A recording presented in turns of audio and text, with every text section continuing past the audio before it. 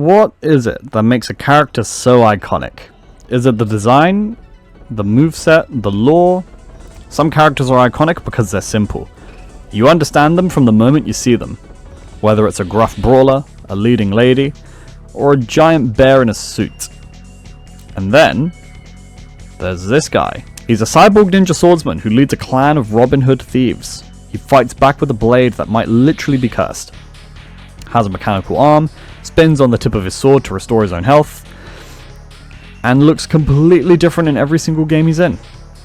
He's one of only a handful of characters to appear in every mainline Tekken title, and yet you never quite know what you're getting with this guy.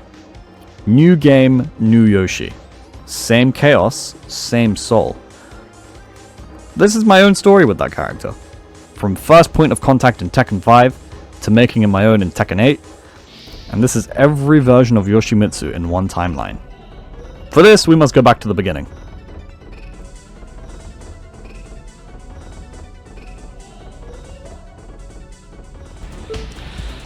Going back to 1994 with Tekken 1, from the arcade era, the fancy PS1 days. I didn't actually play Tekken 1 when it came out. Most of you probably didn't either, or were too young to remember it. But revisiting it later with the fresh eyes and years of Tekken experience, already banked, this game then hits a little bit different. Tekken 1's Yoshimitsu is almost alien in his simplicity compared to what he becomes. He wears a white and red samurai armor, a Hanya demon mask, which I think is pretty cool, long red hair, and he's carrying a katana. You know what the game calls him? And I love this. It's a mechanized space ninja. That's it. That's all you got. No lore deep dive, no cursed sword mythology, just mechanized space ninja. The story, such as it is, has him entering the King of Iron Fist tournament as a decoy, while the rest of his clan are actually sneaking around stealing the tournament's funds. He's not there to win. He's literally there to cause a scene while his crew runs a heist. That's extremely funny when you think about it. The greatest trick Yoshimitsu ever pulled was convincing the Mishima Zaibatsu that he actually cared about the tournament to begin with. He also takes exception to the disrespectful sumo wrestler named Ganryu. He beats Ganryu, steals his ill-gotten money, and gives it to the poor. The man is literally Robin Hood in the first game. Coming back to Tekken 1 after knowing what Yoshi becomes, the moveset is incredibly bare bones. The slap you silly looks very and feels very different. The sword mechanics, the posture, none of that is really fully formed here. But the foundation is there, and a lot of the moves that I saw from Tekken 5 and onwards, coming back to Tekken 1, are actually still here. The spirit of the moveset is definitely there. He stood out in that original roster immediately. Amongst a robot, a jaguar-headed man. Whilst they were in the cast, Yoshimitsu was still the token freak of his time.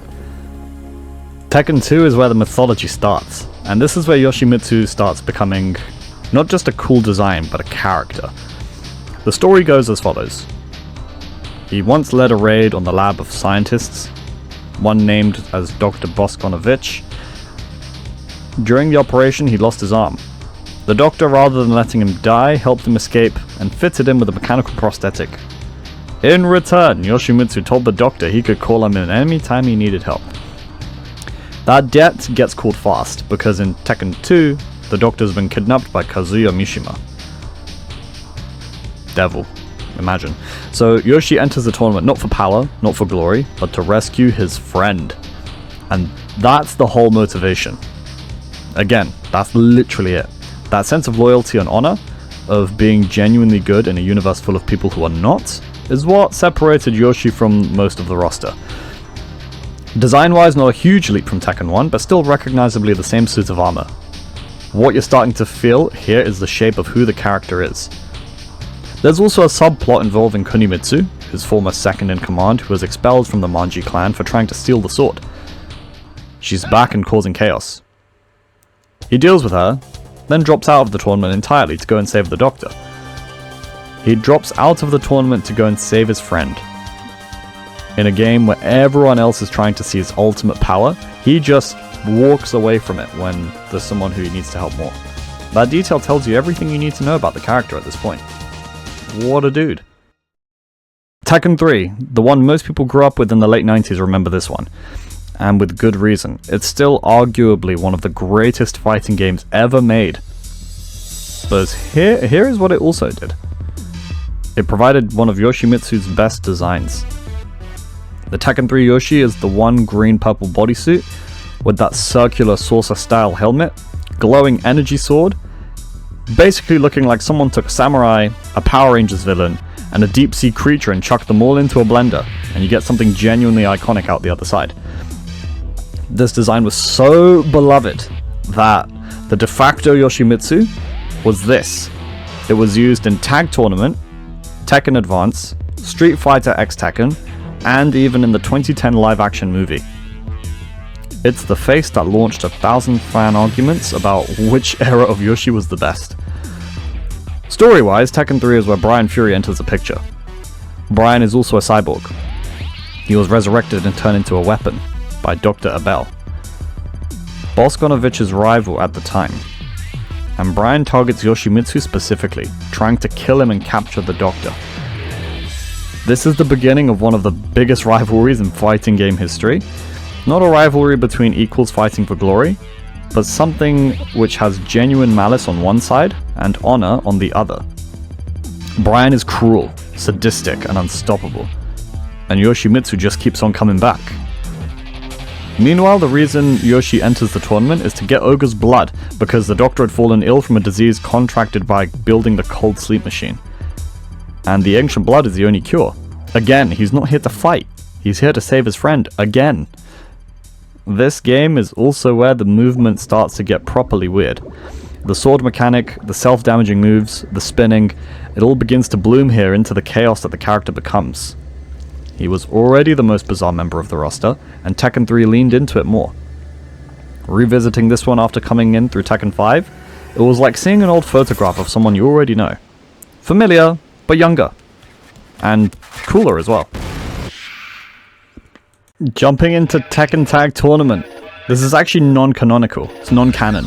It's literally just pick 2 characters and go to war. The original FAFO, if you know what I'm saying. And it actually turned out to be quite freeing for Yoshimitsu. Tekken Tag Tournament 1 uses his Tekken 3 design with the iconic suit, and if you're coming in fresh from Tekken 3, he was immediately familiar. In a tag format, pairing him with the second character gave you options to cover for his weaknesses. Because here's the thing about Yoshimitsu, and this becomes a recurring theme for me personally. He's not an easy character. Not for new players, and he's not always for the experienced players either. He's got more stances and transitions than almost anyone on the roster, and his damage can be quite inconsistent. I was actually coming in backwards, of course, and already knowing the polished, more formalized version of Yoshi from later games, going back to this build, the rougher moveset and less refined stance system, it was quite an adjustment. But Tag 1 matters for the vibe alone. It was a game that proved Namco knew they had something special here. They didn't need a reason for Yoshimitsu to be in any tournament. His presence was the reason. Enter Tekken 4. The black sheep of the franchise, and most people know it. Walls, limited movement, a divisive engine, but for Yoshimitsu's story it was quietly essential. The Yoshimitsu here wears a white armor with a red Hanya mask and long red hair. It's a callback to the Tekken 1 aesthetic. In some ways, stripped back, more classical, and the design is cleaner, it's more samurai, and less sci-fi. My problem with this was I pressed the wrong button, and we end up with the skin that we see in the gameplay here as well. All gameplay is my own, by the way. I have great moments, and I have moments that are not so great, all displayed here altogether. Anyhow. The story is such. Manji clan is struggling. Lack of funds, lack of manpower. Yoshimitsu enters the tournament hoping to form some kind of alliance with the Mishima Zaibatsu, or at the very least, rob them. As you can see, he is trying to rob them. If you know, you know. And rob them he does. While reading the Mishima mansion near the tournament's end, he finds an unconscious Brian Fury. And here is where Yoshimitsu makes the single most consequential mistake of the story. He takes Brian to Dr. Bosconovich's lab to help him! To give him a new body! Because that's who Yoshimitsu is. Even to an enemy, he shows mercy. But Brian doesn't play that same game. Brian wakes up a month later and goes on a rampage. Destroys the lab. He kills members of the Manji clan. And leaves the Doctor injured and traumatized.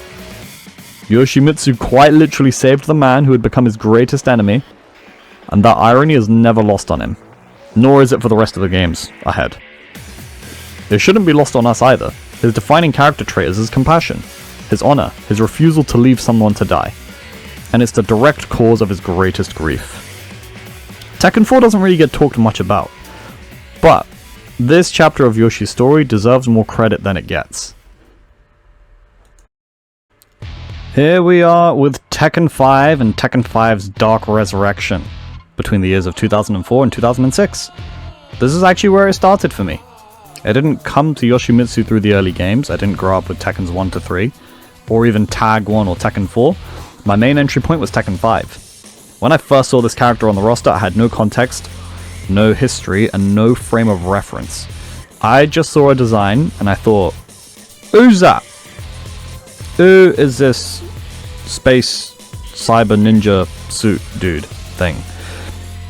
Tekken 5's Yoshimitsu has a red samurai suit with a gold trim, purple thigh armor, green hakamas, and most importantly, a helmet with no visible eyes. Just a sealed face. The whole design has this quality where you can't tell what's underneath. Can't tell if it's a man, a demon, or something else entirely. The sword looks clearly deteriorated, with visible corruption, a sign to say that something's wrong with it. And that wrongness is built into the fit.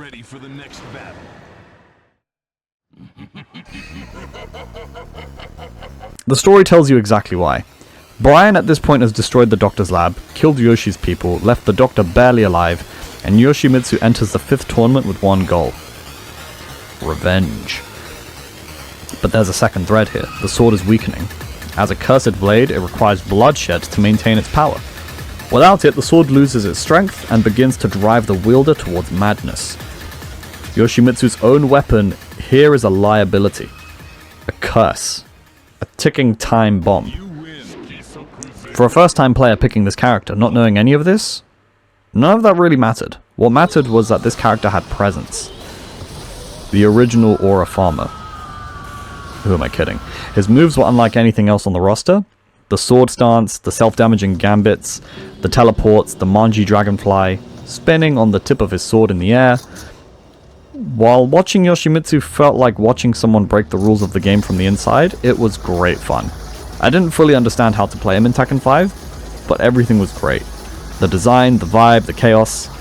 Tekken 5 was the first game where I looked at the roster and I thought, this is the guy. That curiosity never really went away either. Also, this was at this point in time that pressing the wrong button gives you the other costume. I was expecting this one. Anyway. On to Tekken 6, and it just gets better from here, design-wise anyhow. With that alone, it makes quite the statement. A skeletal demon wearing a straw hat, a Dharma wheel on the back, the dark armor and ornate look is something that looked like it's walked out of a fever dream. Striking, genuinely unsettling, and it's the exact kind of reinvention you'd expect from this character. I pressed the wrong button again, but this time around you get what's actually displayed. I basically made the opposite mistake last time.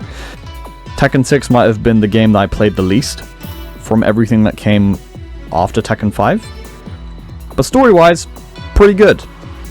Chasing the sword's corruption issue, and using Fumaken to seal the cursed nature of the original blade, the Tekken 6 ending is legitimately great. After absorbing a fragment of the final boss, Azazel, the Fumaken purges the corruption into his original sword, reverting it. He drives it into the ground and Shockwave tears Azazel's temple apart. Cinematic, worthy of the character. Tekken 6 is probably a game I should have put more time into.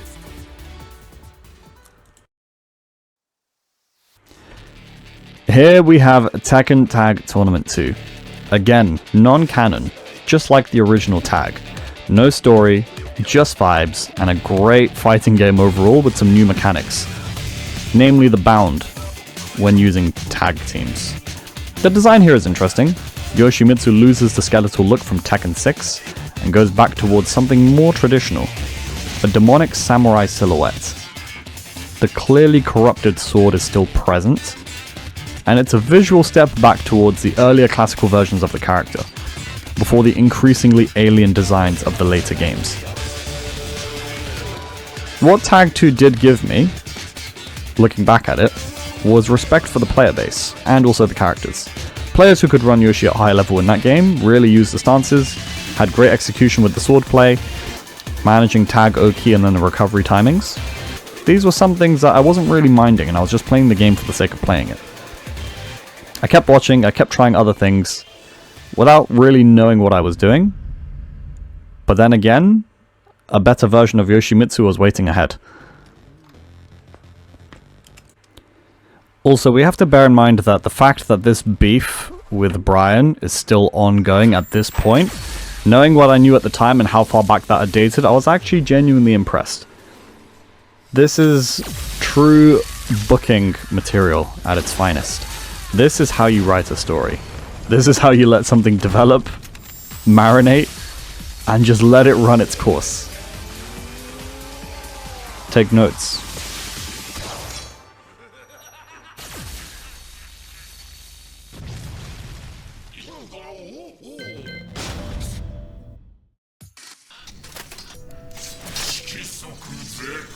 The release I was excited for at the time, Tekken 7. And what's the first thing that they do? They give Yoshimitsu tentacles. Squidward tentacles. I need us to sit with that for a second. He's literally a full-on octopus man. The design for Tekken 7 is an alien bio-armor suit covered in tentacles sprouting from his head and shoulders. And it's one of the most deliberately weird things that Namco has ever put out.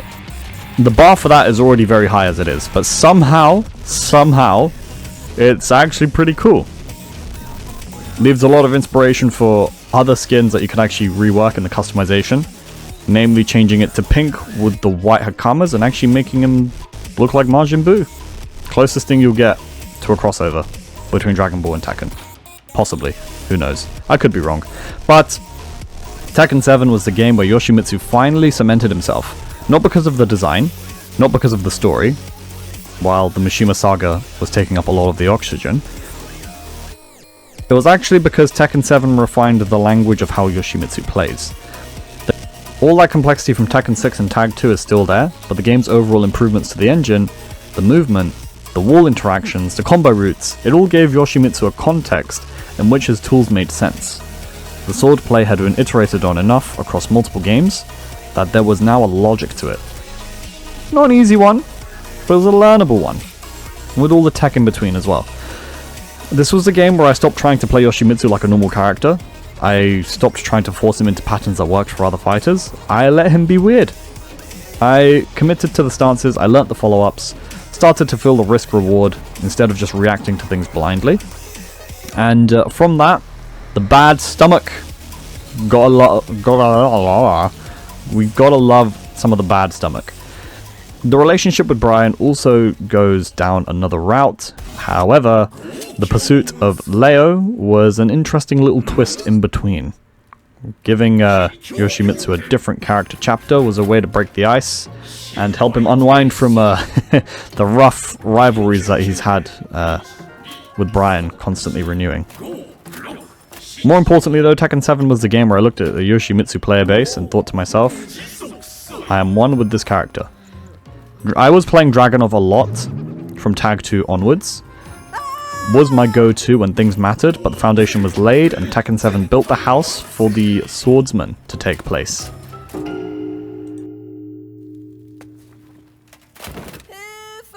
Ein komischer Oktopus-Typ ist hinter mir her!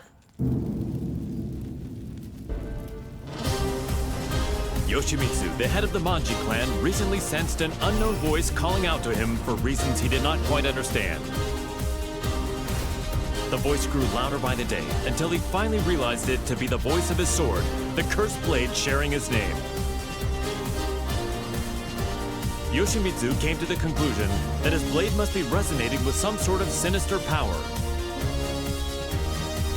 And so the chivalrous thief set out on a journey guided by his blade, in order to halt this evil at its source.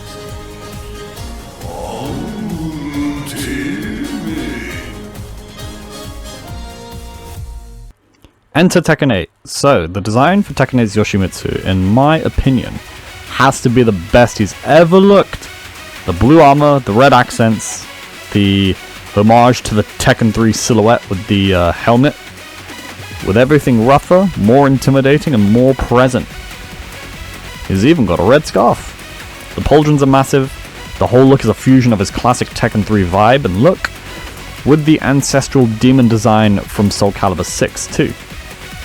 This is the past meeting the present. It's a design that says this character has history and he knows it. The story in Tekken 8 sees Yoshimitsu still struggling with this cursed blade. You can see it in his intro that the violent red and black aura, when the sword tries to run wild, is still there. He's also more connected to the wider cast. He rescued Eddie from Kazuya, he's working with the intelligence operations alongside Lydia, recognizes Alyssa as the Doctor's work, and he's embedded in this world in a way that feels earned by the 20-something years of lore. 30 now at this point, 32 specifically. And that Brian rivalry, still burning. Yoshimitsu enters Tekken 8 specifically to face Brian, and in their special intros you can feel the years between them. Not just story years, but the actual years. This beef has been going on since 1998, and it doesn't get old because the dynamic never changes. Brian is the chaos and cruelty, and Yoshimitsu is the one person on the roster who takes it personally. This is what truly matters. Tekken 8 is the game where I actually replaced Dragunov. I know I made a video that showed my excitement towards him being in the game, and I did have a great run with the character at the time. But over the past few seasons, a character that I genuinely was competent with, I ended up putting down and picking up the Swordsman, and I haven't actually looked back since. Tekken 8's version of Yoshimitsu takes everything Tekken 7 established and gives it more clarity, more momentum, more heat.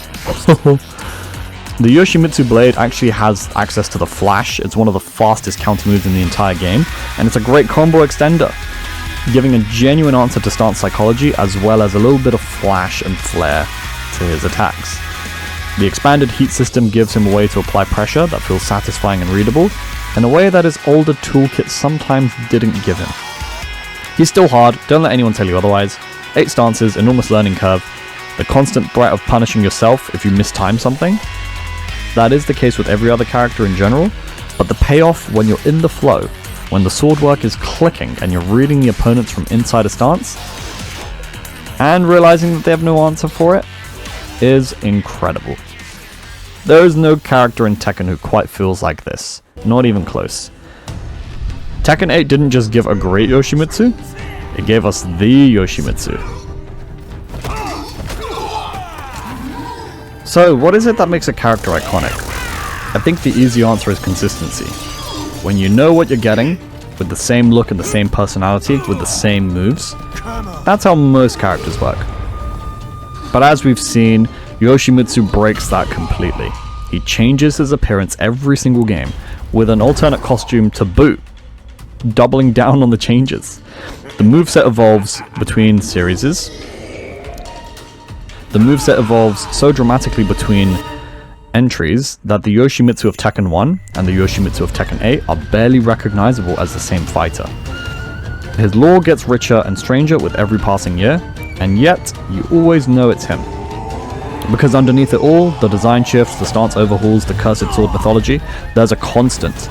He steals from the powerful and gives to the poor. He rescues his friends, he shows mercy even to his enemies, even when that mercy comes back to hurt him. He enters tournaments he doesn't particularly care about winning in, for the reasons that have nothing to do with power or legacy, but it has everything to do with loyalty and his own goals. He is genuinely, unambiguously good in a franchise built on cycles of betrayal and ambition.